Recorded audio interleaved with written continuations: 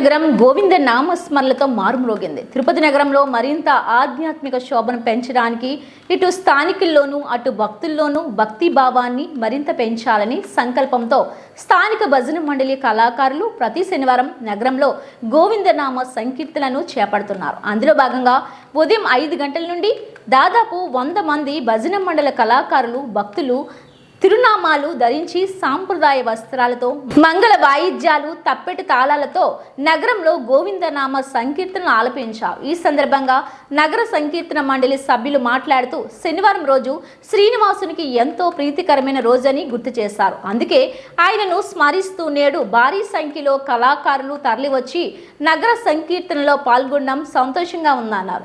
ఈ నగర సంకీర్తన అనంతరం భక్తులకు అన్నప్రసాదం పంపిణీ చేశారు. కార్యక్రమంలో బ్రహ్మానందం, గూండాల గోపీనాథ్, రాజశేఖర్ రెడ్డి, మున్నాథ్ రెడ్డి, వాసుదేవరెడ్డి, తొండమనాటి సుబ్రహ్మణ్యం రెడ్డి తదితరులు పాల్గొన్నారు.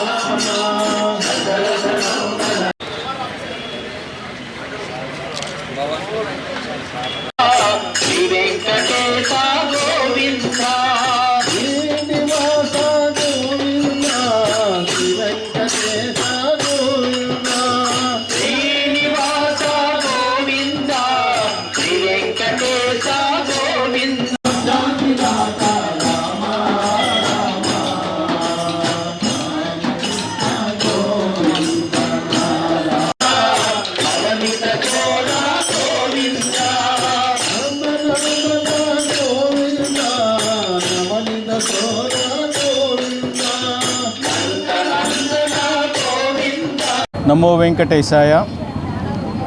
తిరుపతి నగరంలోని ప్రతి శనివారం ఇక్కడ జరుగు నగర సంకీర్తన ఎంతో అద్భుతంగా ఉంది. ఇది ప్రతి శనివారము మనం చేస్తూనే ఉన్నాము. ఈ మాఘమాసంలో చేస్తున్న దానికి అత్యంత పవిత్రత ఉంది.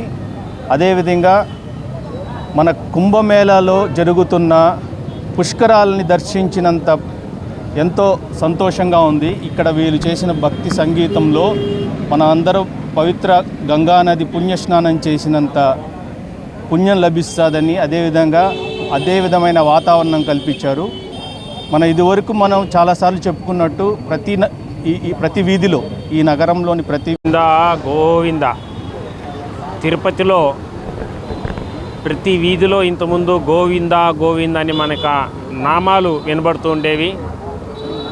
అందులో భాగంగా తిరుపతిలో ఉన్నటువంటి పుర ప్రజలు ఎవరైతే ఉన్నారో ఒక మంచి సంకల్పంతో భజన కార్యక్రమం ఉదయం పూట నగర సంకీర్తన ప్రారంభిద్దామని గత సంవత్సరంగా ప్రారంభించారు.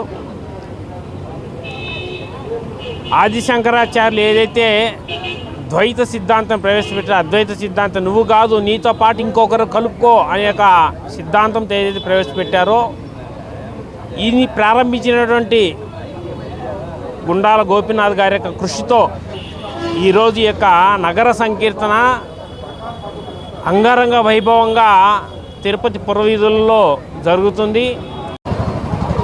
సనాతన కాలం నుంచి ఈ నగర సంకీర్తన అనేది ప్రారంభం అయ్యింది.